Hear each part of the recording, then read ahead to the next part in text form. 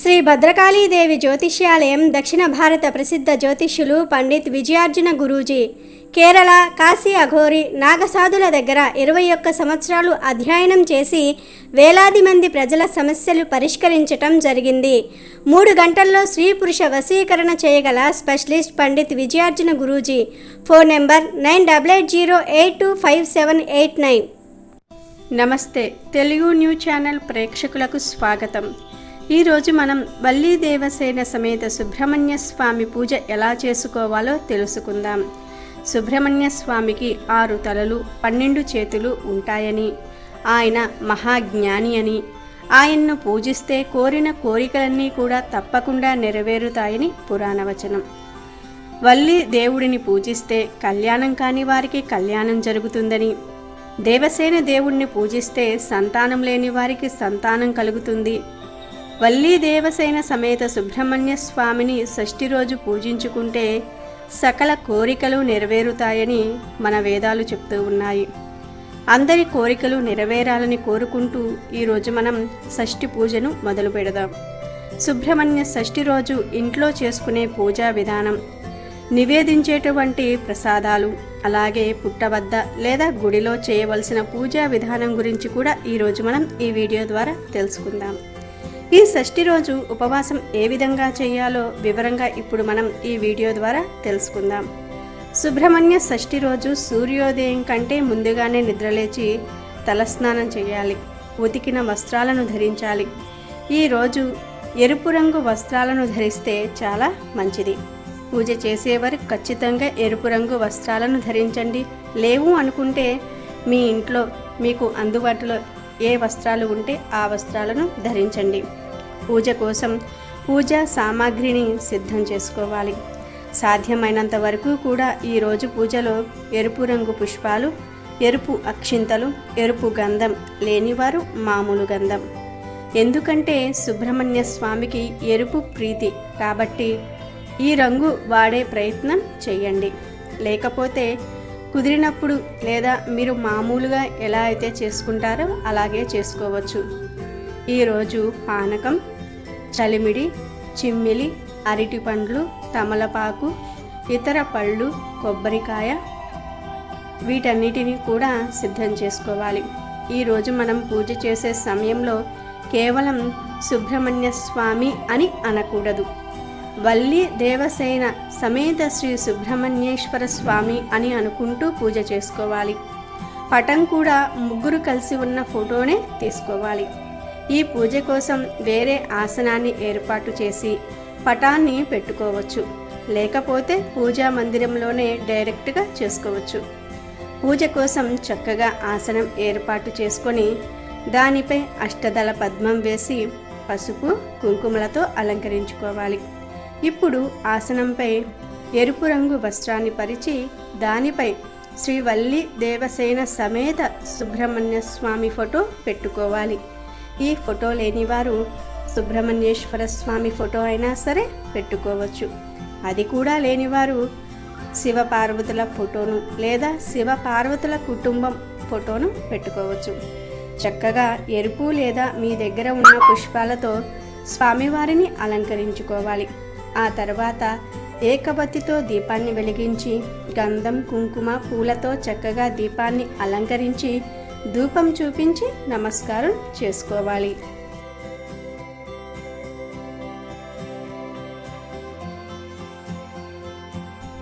తరువాత స్వామివారిని ఆవాహన చేసి అన్ని ఉపచారాలతోటి స్వామివారిని పూజించుకోవాలి.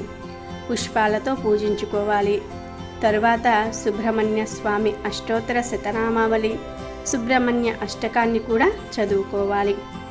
ఈ షష్ఠి రోజున నైవేద్యంగా స్వామికి పచ్చి చలిమిడి, అలాగే చిమ్మిలి, కొబ్బరికాయ, పానకం అందుబాటులో ఉంటే ఏమైనా ఇతర పండ్లు నివేదన చేసి తాంబూలం పెట్టాలి. ఇలా నైవేద్యం పెట్టడం పూర్తయిపోయిన తరువాత కర్పూర హారతి ఇవ్వాలి. అక్షింతలు, పువ్వులు తీసుకుని స్వామివారికి సమర్పించి ఆత్మ ప్రదక్షిణ చేసి స్వామివారిపై వేసి తమ పిల్లలు వంశం చల్లగా ఉండేటట్లుగా చూడమని వేడుకొని ప్రసాదంగా ఆ పువ్వులు, అక్షింతలు తీసుకోవాలి. ఈ విధంగా యథాశక్తి ఇంట్లో శ్రీవల్లి దేవసేన సుబ్రహ్మణ్య స్వామి పూజ చేసుకోవాలి.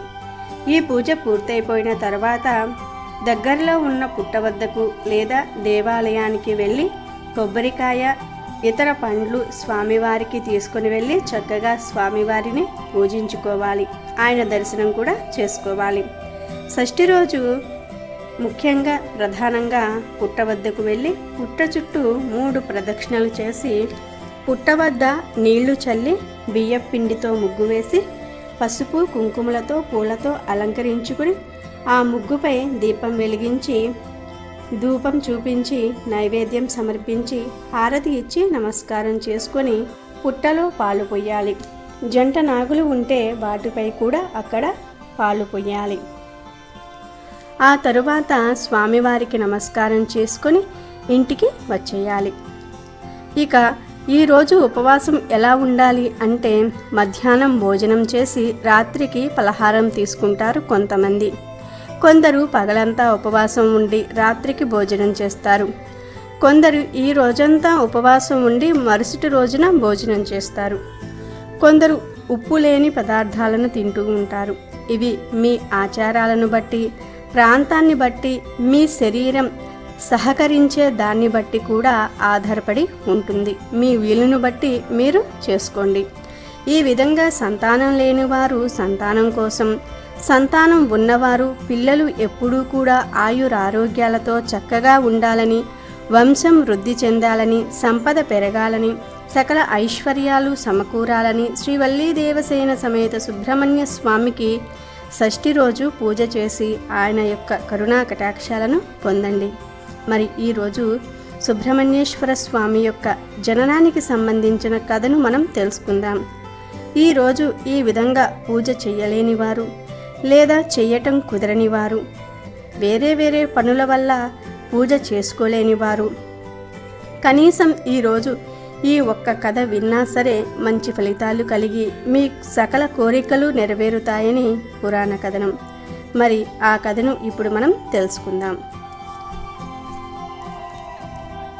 6 ముఖములను 12 చేతులను కలిగి నెమలి వాహనం కలిగిన వాడే దివ్య తేజస్సుతో వెలుగొందుతూ ఉన్న శివ పార్వతుల గారాల బిడ్డ దేవసేనల ప్రభువు కేవలం కావడి మొక్కులను సమర్పించినంతనే భక్తులకు వంశ అభివృద్ధిని, బుద్ధి సమృద్ధిని, సకల కోరికలను, సర్వ సంపదలను ప్రసాదించే భక్త సులభుడైన శ్రీ సుబ్రహ్మణ్య స్వామివారు జన్మించిన పవిత్ర పర్వదినం ఈ సుబ్రహ్మణ్య షష్ఠి.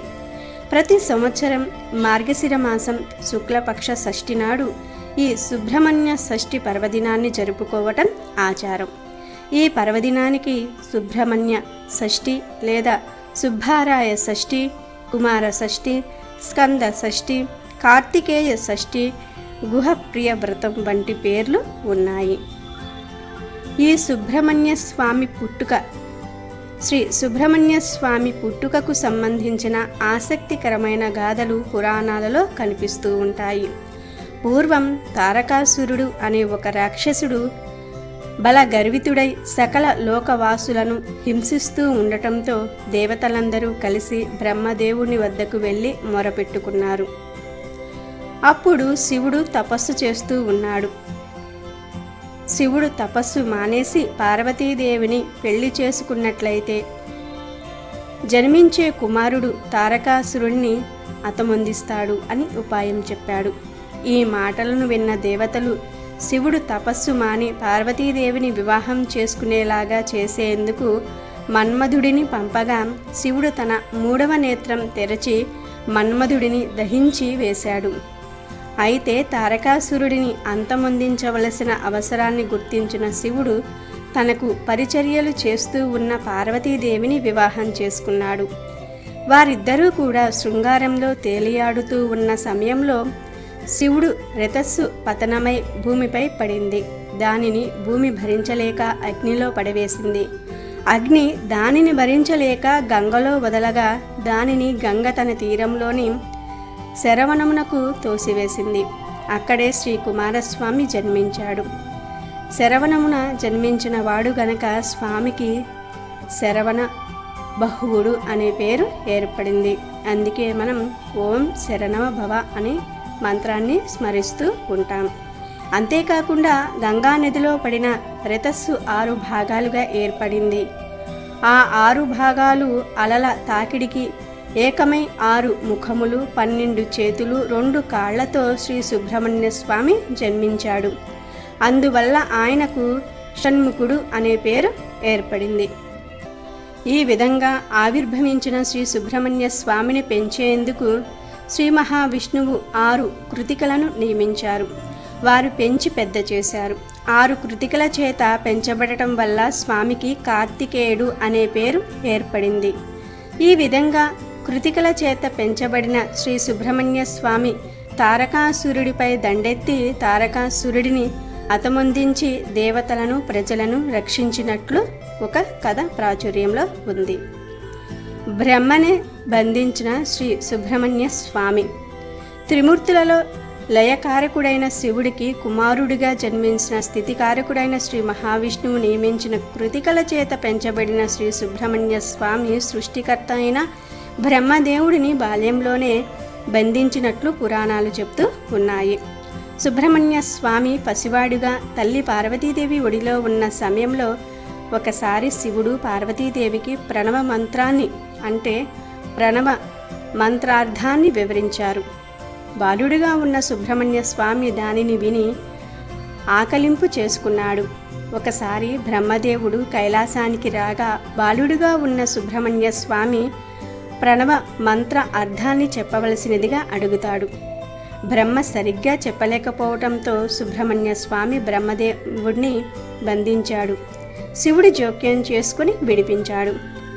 నెమలి వాహనం కోడిధ్వజం తారకాసురుడి సోదరుడైన సూరంపద్ముడు దేవతలను ఇబ్బంది పాలు చేస్తూ ఉండటంతో సుబ్రహ్మణ్య స్వామి సూరపద్ముడిపై దండెత్తి యుద్ధం చేశాడు. యుద్ధంలో 6వ రోజు సూరపద్ముడు పక్షి రూపాన్ని ధరించి తలపడ్డాడు. సుబ్రహ్మణ్య స్వామి శూలాయుధం ప్రయోగించటంతో పక్షి 2గా ఖండింపబడింది. ఆ రెండిటిలో ఒకటి నెమలిగా మరి ఒకటి కోడిపుంజుగా మారి శ్రీ సుబ్రహ్మణ్య స్వామి వారిని శరణు వేడుకోవటంతో నెమలిని వాహనంగా కోడిని ధ్వజంగా చేసుకున్నట్లుగా పురాణ కథనం ఒకటి ప్రాచుర్యంలో ఉంది. వల్లీ దేవసేనలను ఎలా వివాహం చేసుకున్నాడు? శ్రీ సుబ్రహ్మణ్య స్వామికి 2 దేవేరులు ఉన్నారు. శ్రీ వల్లీదేవి, శ్రీ దేవసేనలు. వారు తారకాసురుడిని అంతమొందించిన తర్వాత దేవేంద్రుడు తన కుమార్తె దేవసేనను సుబ్రహ్మణ్య స్వామికి ఇచ్చి వివాహం చేయగా తిరుత్తెన ప్రాంత పాలకుడైన నందిరాజు కుమార్తె వల్లీదేవిని వేటగాడి రూపంలో వెళ్ళి వివాహం చేసుకున్నట్లుగా పురాణ కథనం.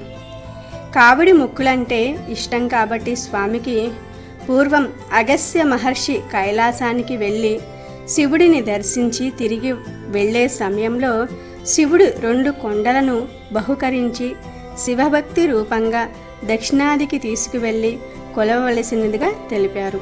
వాటిని స్వీకరించిన అగస్త్యుడు వాటిని ఇదంబుడు అనే ఒక శిష్యుడికిచ్చి తన వెంట వాటిని తీసుకుని వెళ్ళవలసినదిగా తెలిపాడు.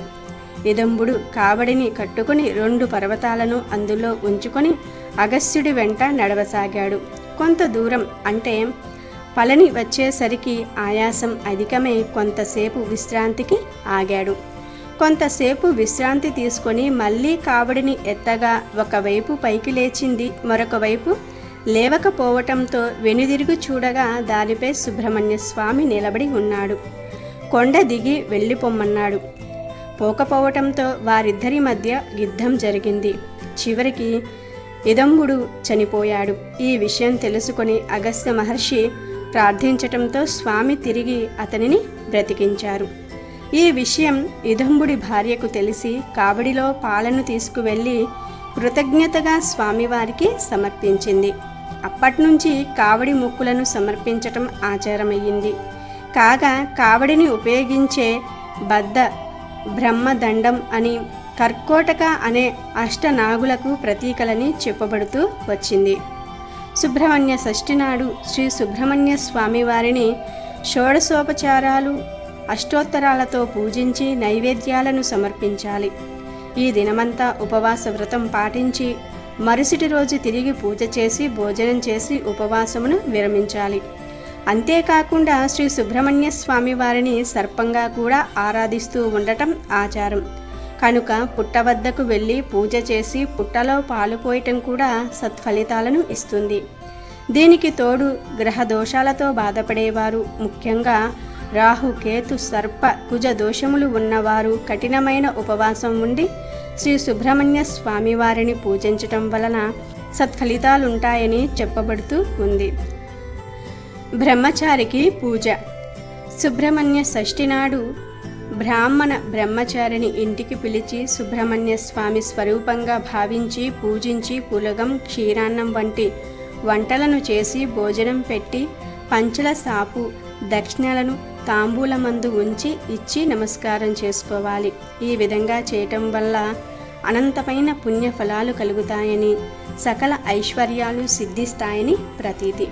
వీటికి తోడు ఈరోజు శరణవ భవ అనే 6 అక్షరాల నామ మంత్రాన్ని పఠించటం, జపించటం కూడా మంచి ఫలితాలను ప్రసాదిస్తుంది. ఈ విధంగా సుబ్రహ్మణ్య షష్ఠి జరుపుకోవటం వల్ల వంశ అభివృద్ధి, విజ్ఞాన అభివృద్ధి, బుద్ధి సమృద్ధి, సకల ఐశ్వర్యాలు, సకల సౌఖ్యాలు, సిరి సంపదలు అన్నీ కూడా సమకూరుతాయని పండితులు చెప్తూ ఉన్నారు. కాబట్టి ఈరోజు ఇప్పుడు మనం చెప్పుకున్న విధంగా ఇంట్లో అలాగే పుట్ట వద్ద ఆలయంలో పూజా కార్యక్రమాలను నిర్వహించి ఆ సుబ్రహ్మణ్యేశ్వర కృపను పొందండి. వీడియో నచ్చితే లైక్ చేయండి, షేర్ చేయండి, బట్ సబ్స్క్రైబ్ చేసుకోవడం మర్చిపోవద్దు.